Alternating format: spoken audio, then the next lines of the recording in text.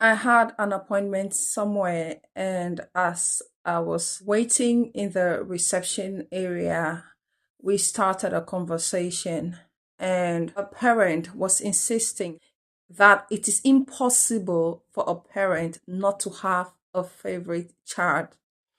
In essence, he was saying that every parent has a favorite child. And I was like, no, I don't have a favorite child. I have four children of ages 11, 9, 4, 3. And I don't have a favorite child. So we were four parents, two dads and two moms. So one of the dads was insisting that every parent has a favorite child. He has a favorite child. And the other dad was like, no, he doesn't have a favorite child. I was like, no, you can treat your children differently, but it doesn't mean you have a favorite amongst them. It doesn't mean you don't love them. I don't know if I should use the word equally. You can treat your children differently, not necessarily because you have a favorite among them. It is impossible to treat your children the same way. Why? Because each of them have their different strengths, their different weaknesses. So I have four children. I treat them differently, not necessarily because I have a favorite amongst them, but because they are of different ages, they have different strengths, they have different weaknesses. So sometimes the method of discipline may be different. Of course, you cannot discipline a 4-year old the same way or in the same measure which you would discipline an 11-year-old. So sometimes the difference set in the way you may discipline them or in the way you may praise them. And also they have their different strengths.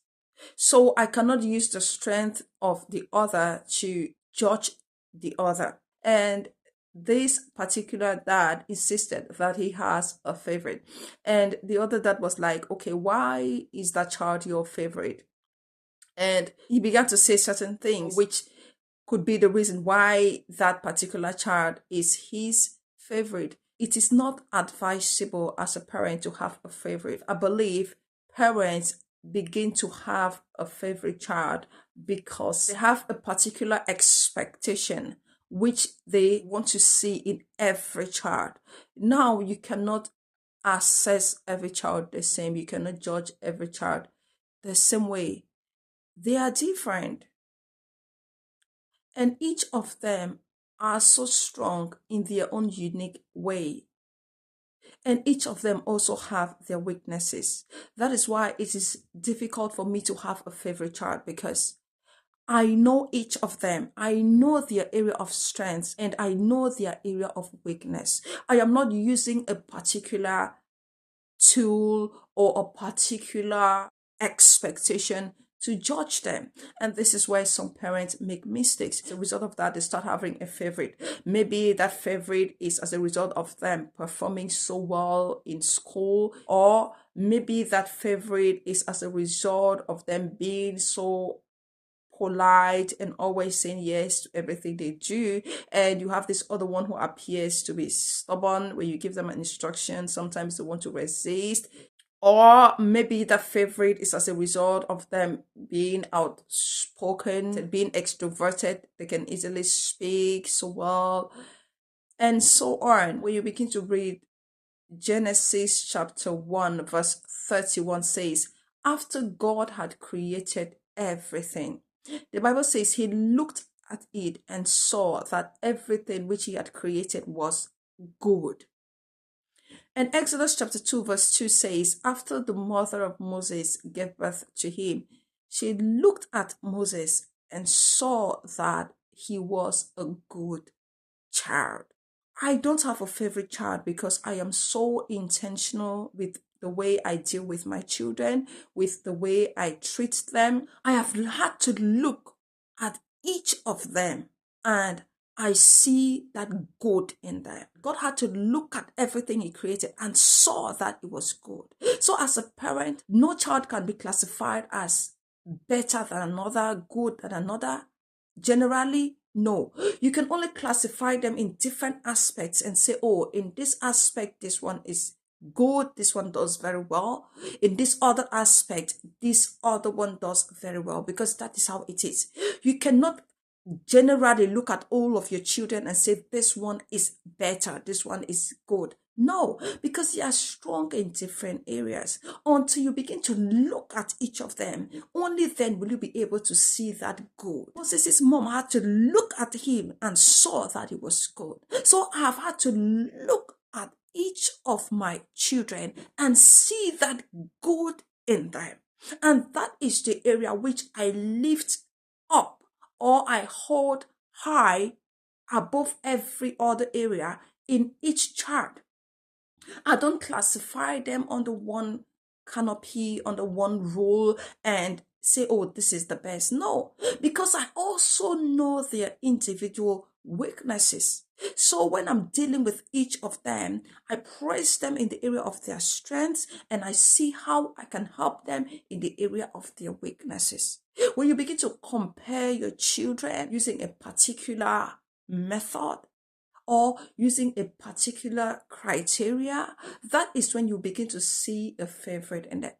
It's like comparing the different parts of your body, and you're saying, oh, the hand is better than the leg, the eyes are better than the ears. That would be so wrong, because they are there to fulfill a particular purpose. So they are good. The eyes are good at seeing, but they cannot be good at walking.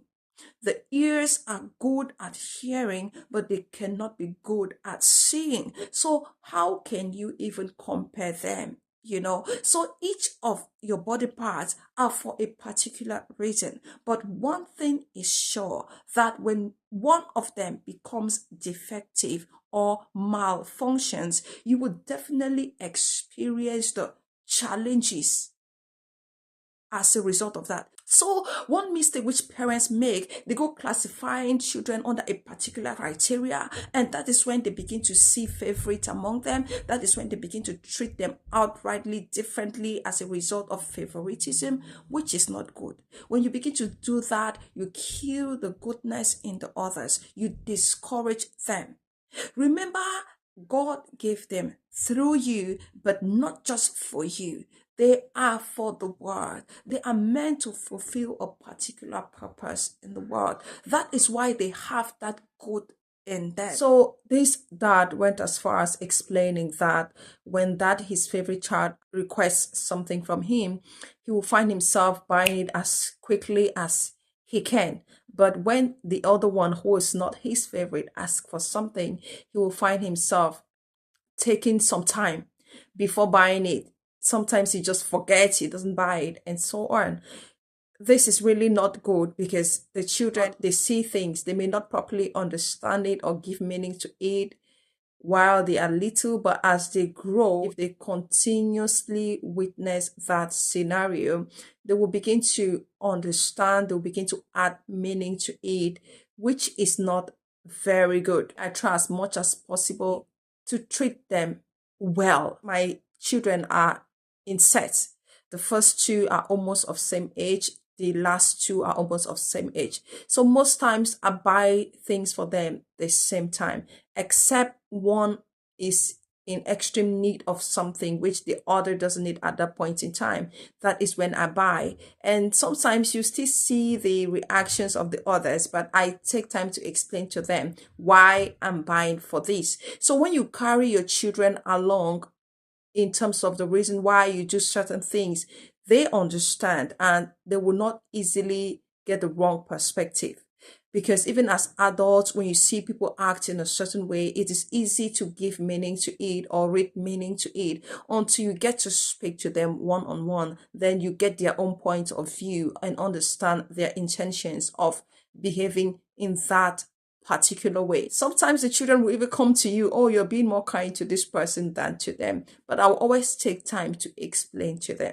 Sometimes when one has made a mistake and they have to face a certain consequence, Of course, the way you treat them at that point in time will be different from the way you're treating the others. But I always let them know that I'm treating you this way at this point in time because it is a consequence of what you've done.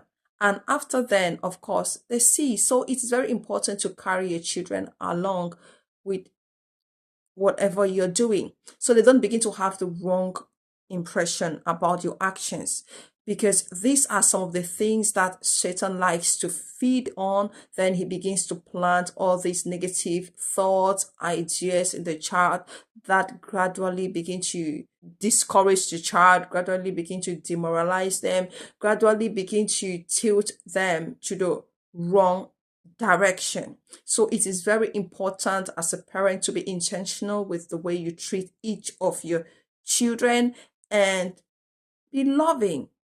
Look at them, each of them. No one is too bad.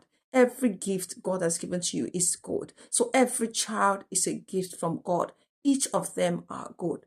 Search for that good in them. You will see it, nurture it, love it, appreciate it, praise it, praise it, and you will see the best will come forth out of them more than you even expected.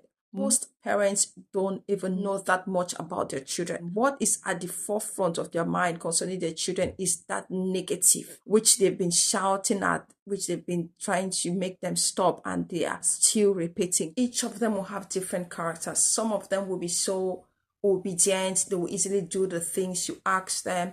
Others may be so inquisitive, they want to know the reason why you ask them to do certain things, always asking questions and so on. That doesn't mean they are not good. Look at them keenly. You will see how you can make good out of that character they have, and you will understand better how to help them. Don't start segregating them by having a favorite amongst them, because they can see, they can read things. With time, they're going to be adding meaning to the images they've been seeing, to the actions they've been seeing, which is not good. God bless you.